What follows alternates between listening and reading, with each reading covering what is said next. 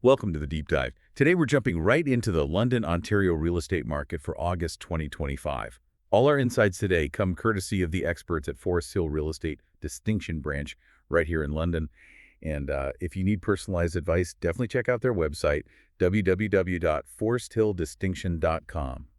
Our mission: to unpack the latest numbers and see why London's market seems to be hitting a really interesting positive phase. We want to know what that means for you, whether you're thinking of buying, selling, or maybe investing. Exactly. Understanding these trends, beyond just the headlines is so valuable for making smart decisions. Will help you read the signals in this really quite vibrant London market. Okay, let's crack open these August figures then. London saw 616 homes change hands. That's a solid jump, over 10% compared to last August. And interestingly, the strongest August sales we've seen since 2021. What does that surge tell you about the market's overall health? Well, what's fascinating is how that connects to the bigger picture. It's not just sales.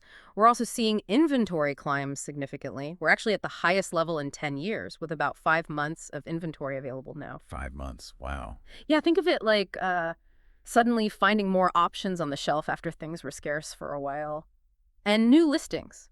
They also hit a peak, the highest since 2015. We saw 1.3 thousand new homes come onto the market. Okay, So for you, if you're a buyer, that basically spells more choice, maybe a little more breathing room. right, more options. Yeah. But the key indicator for market health, I often think, is that balance, right? hmm Looking at sales versus new listings, we landed at a 45.7% ratio. Now, for market watchers, that number really points towards a balanced market. It absolutely does. Yeah, And that feels like a sweet spot we haven't consistently hit for a while. you're right. And a balanced market isn't just a number. It translates to um, greater predictability for everyone involved, more options for you. It's like a fair negotiation. Not the frenzy of a strong seller's market or the drag of a buyer's market. Yeah, none of that extreme pressure. Exactly. It allows for more thoughtful, strategic moves. Okay, let's pivot to pricing then. The average sales price in August, it came in around 651,000. That shows a nice positive increase, over 3% compared to August 2024. But what really jumps out at me is the consistency. Since the start of the year, the average price has barely moved, fluctuating only between about 639,000 and 656,000.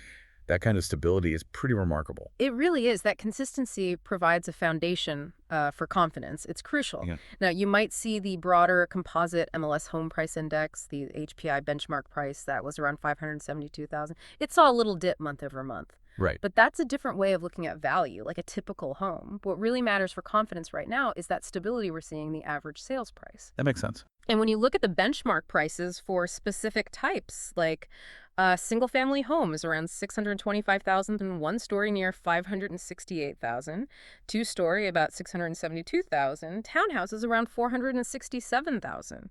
Yes, there are slight shifts there, but overall, these slight adjustments are actually creating, well, a multitude of options across different price points for buyers. And this activity, this stability, it's not just numbers on a page for buyers and sellers. It has a real economic impact on London, doesn't it? Oh, absolutely. Every home sale generates significant spin-off spending.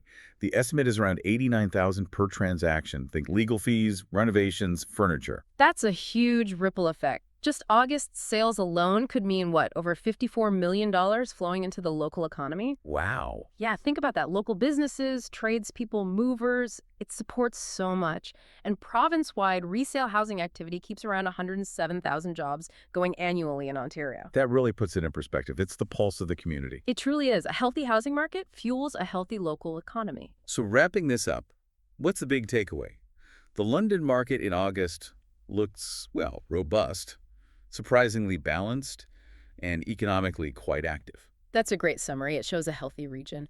We'd really encourage you, as you think about your next steps in London real estate, to consider this stability and this underlying economic vibrancy we've talked about. It feels like a market that genuinely offers opportunities right now. Absolutely. So the final thought for you listening is this. In a market that's showing this kind of balance and economic benefit, what new possibilities might that open up for your plans in London, whether you're aiming to buy, sell, or perhaps invest?